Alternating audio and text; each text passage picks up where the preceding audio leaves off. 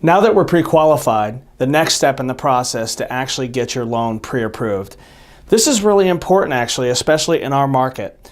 We need to get pre-approved, that way you have greater confidence when you're out looking at homes and making offers on homes. So it gives you greater confidence, it gives your realtor greater confidence when they're helping you to negotiate, and it also gives the seller confidence that you're actually able to buy. So apples to apples, if you make an offer and yours is pre-approved and another person makes an offer and theirs is pre-qualified, yours is going to stand above the rest. So that's why it's so important. So with the pre-approval process, we do have to actually collect some documents. So in the pre-qualification process, we were really just going off the information that you told us over the phone or that you entered on the internet. So we haven't verified anything at that point. So at this point, we're actually going to verify it. So the first thing that we're going to do is we're going to send you an email that's going to request certain documents from you to help you to get pre-approved. That's going to include 2 years income. That's going to be your last 2 years tax returns. If you're a business person and you have a business, then you'll also want to provide us those 2 years of business tax returns as well. And any supporting documentation that comes with those tax returns, such as W-2s, they could be 1099s, they could be award letters. If you're a retired person, then you're going to want to send us award letters as well to give us that information. We're also going to be looking at the asset information. So we need to see the last 2 months bank statements, checking and savings, all pages.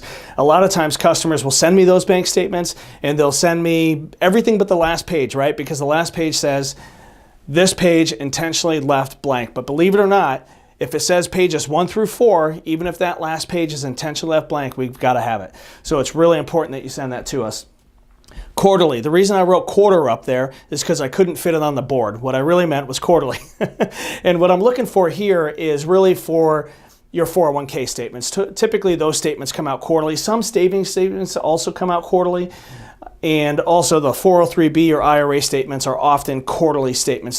So in those cases, if it's the first quarter of the year, then you're going to be sending us probably a statement that you got back in December, or actually in January from the preceding quarter.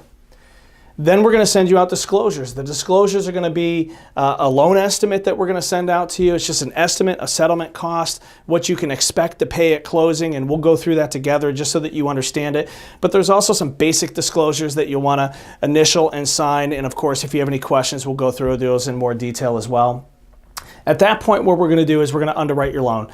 So we're collecting all these documents. We're going to send them into an underwriter. An underwriter is going to go through, they're going to read all those documents, go through them, and just check that they actually calculate out to the numbers that we had submitted in the first place. So that's the underwriting process. And once the underwriter reviews those documents, they'll send the loan back to us with typically what's called a conditional approval.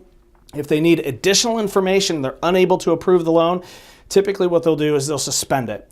And a suspense just means that we need to get additional information before the underwriter can make a decision. But if they're able to make a decision, then they'll conditionally approve it. And at that point, there could be additional conditions. For example, let's say that you're somebody who pays child support or alimony or something like that. And maybe you didn't realize that we needed that information up front. But when we got your pay stub, we saw that it was deducted. And so we now know that we need a copy of that child support agreement. So we're going to go ahead and request it at that time. Or maybe you had a large deposit in your account and we need to verify that deposit. So there's a lot of little things that we could come back and ask for. And that doesn't necessarily mean that there's a problem with the loan. It just means that we need additional information in order to get your loan pre-approved. And at that point, you're pre-approved. We're going to send you out a commitment to lend, and you can give that to your realtor, and you can be confident in making your home offers. Congratulations.